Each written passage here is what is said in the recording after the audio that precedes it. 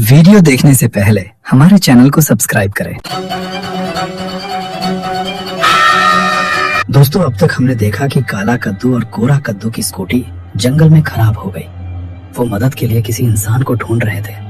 तभी ग्रैनी और ग्रैंडपा उन्हें देख लेते हैं। ग्रैनी ग्रैंडपा उनका पीछा करते हैं और आखिर में ग्रैंडपा दोनों को मारकर बेहोश कर देते हैं। ग्रैनी और ग्रैंडपा काला कद्दू और गोरा कद्दू को घसीटते हुए अपने पुराने घर के अंदर ले आए। सीढ़ियां नीचे उतरती जा रही थी। नीचे अंधेरा था और हवा ठंडी थी।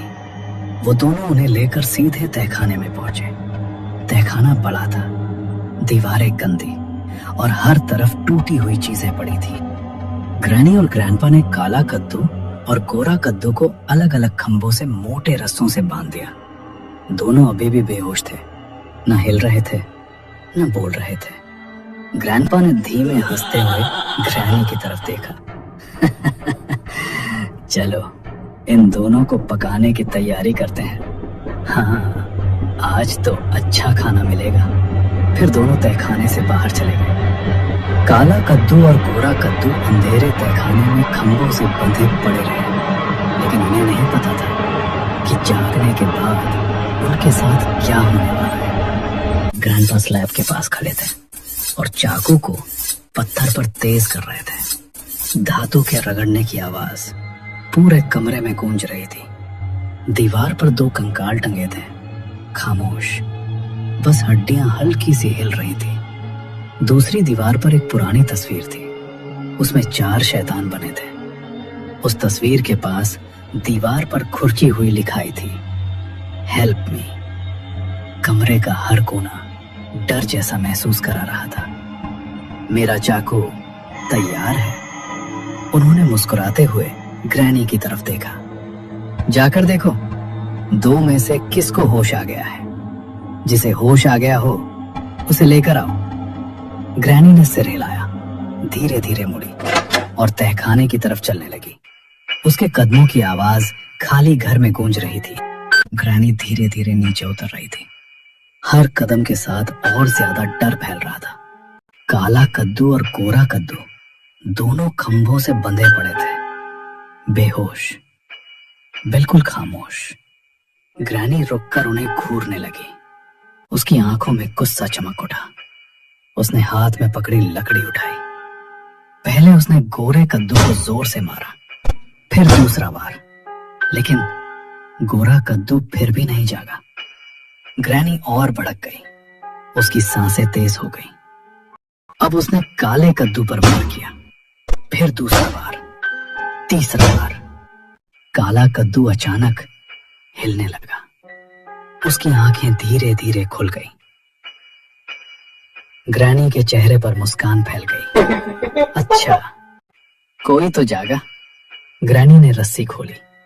काला कद्दू कमजोर था, खड़ा भी नहीं हो पा रहा था। ग्रैनी झुकी, उसे अपने कंधे पर उठा लिया और सीढ़ियों की तरफ चल पड़ी।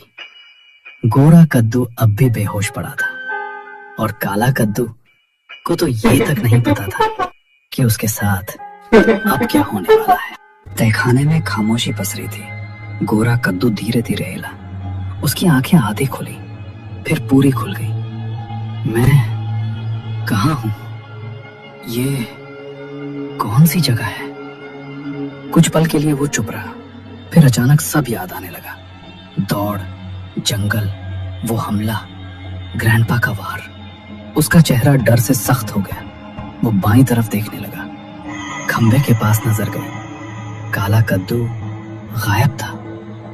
काला कद्दू, वो कहाँ गया? उसने रस्सी खींची। काफी कोशिश के बाद रस्सी खुल ही गई। वो लड़खड़ाता हुआ खड़ा हुआ, जेब टटोली, फोन निकाला। उसने जल्दी से कॉल लगाया।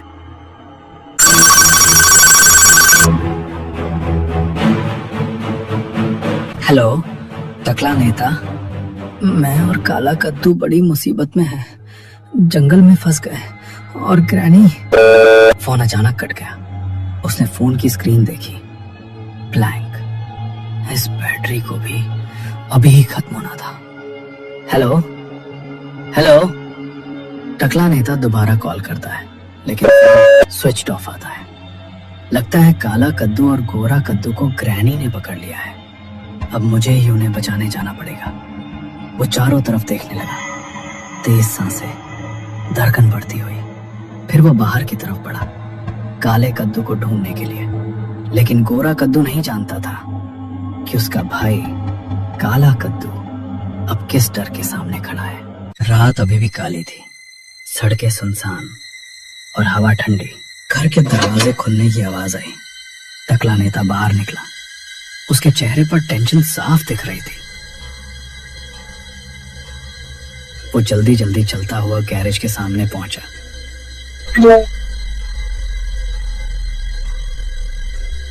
वो सीधे अपनी कार में बैठ गया, चाबी रुको, काला कद्दू, गोरा कद्दू, मैं आ रहा हूं। कार तेजी से सड़क पर निकल गई। हेडलाइट्स अंधेरे को चीरती हुई आगे बढ़ी। रसोई में हल्की लाल रोशनी जल रही थी। पुरानी लकड़ी की मेज और बीच में काला कद्दू टेबल पर लेटा था। वो डरते डरते चारों तरफ देखने लगा। दीवारें, छायाएं, अंधेरा, सब कुछ उसे और डरावना लग रहा था। ग्रैनी धीरे धीरे उसके पास आई। डर मत बेटा, अब आराम कर, बस थोड़ी देर और। काला कद्दू की आंखें और फैल गईं। आज तो बड़ा मोटा माल हाथ लगा है। आज तो दावत होगी, दावत। काला कद्दू समझ चुका था कुछ बहुत बुरा होने वाला है। सड़क सुनसान थी। पेड़ों की परछाइयां सड़क पर गिर रही थी और टकला नेता की कार उसी रास्ते पर दौड़ रही थी जहां स्कूटर खराब हुई थी। कुछ दूरी के बाद हेडलाइट्स ने एक चीज पकड़ ली। सड़क किनारे वही स्कूटर खड़ी थी। कार धीरे से रुकी। टकला नेता बाहर उतरा, तेज कदमों से स्कूटर के पास पहुंचा। उसने नंबर प्लेट देखी। चेहरा एकदम बदल गया। अरे, ये तो काला कद्दू और गोरा कद्दू की स्कूटर है। मतलब उन्हें यहीं कहीं से पकड़ा गया है। यही जंगल, यही रास्ता। उसने चारों तरफ घने पेड़ों की तरफ देखा। अंधेरा और भी भारी लगने लगा। फिर उसने फैसला किया, मैं भी जंगल में जाता हूं, उन्हें अकेला नहीं छोड़ूंगा। वो टॉर्च ऑन करके जंगल के अंदर चला गया। गोरा कद्दू लड़खड़ाता हुआ तहखाने से बाहर निकला। उसकी नजर सीधी मेन दरवाजे पर पड़ी। वो बिल्कुल बंद था और उस पर ढेर सारी लकड़ियां ठूंस कर लगी थी। ऊपर एक बड़ा सा लॉक भी लगा था। वो धीरे धीरे दरवाजे के पास गया। हाथों से लकड़ियां खींचने लगा। लकड़ियां जमी हुई थी, जोर लगाने पर भी नहीं निकली। उसने दांत पीछे एक ही बार में पूरी ताकत लगाई। बाहर निकल गई और गोरा कद्दू जोर से पीछे गिर पड़ा। ग्रैंडपा चाकू हाथ में लिए खड़े थे। काला कद्दू उनके सामने बिल्कुल डरा हुआ। चाकू ऊपर उठा, वार होने ही वाला था। ग्रैंडपा रुक गए। उन्होंने गर्दन घुमाई, ध्यान से सुना। ये कैसी आवाज थी? जाकर देखो कौन है नीचे। ग्रैनी बिना कुछ बोले मुड़ी, धीरे धीरे बाहर चली गई। गोरा कद्दू फिर से उठा। वो दोबारा मेन दरवाजे के पास पहुंचा। लकड़ियां खींचने लगा, इस बार और जल्दी और घबराहट में। परेशान मत करो, उसने वो हाथ झटक दिया और फिर लकड़ी खींचने लगा। अभी सबक सिखाता हूं तुम्हें। उसके सामने ग्रैनी खड़ी थी। ग्रैनी ने तुरंत अपने डंडे से मार मारकर गोरा कद्दू को बेहोश किया। उसका हाथ पकड़कर उसे घसीटती हुई गलियारे से ले जाने लगी। सीढ़ियों से होकर वो सीधे रसोई की तरफ बढ़ रही थी। अब रसोई में दोनों भाई फिर एक साथ होंगे, लेकिन एक प्लेट पर और एक चाकू के नीचे। अच्छा, तो ये है ग्रैनी का घर। जरा मैं भी तो देखूं, ये ग्रैनी किस खेत की मूली है। उसने जोर लगाया, किवाड़ जरा सा भी नहीं खिसका। अरे, ये तो खुल ही नहीं रहा। उसने एक कदम पीछे लिया और दरवाजे पर जोर से लात मारी, लेकिन दरवाजा वहीं का वहीं रहा। लगता है लॉक लगा दिया है। सीधा अंदर घुसना तो मुमकिन नहीं। वो थोड़ा सोचा, फिर इधर उधर देखने लगा। अब ऊपर से ही जाना पड़ेगा। सीढ़ी, या कोई रस्सी ढूंढनी होगी।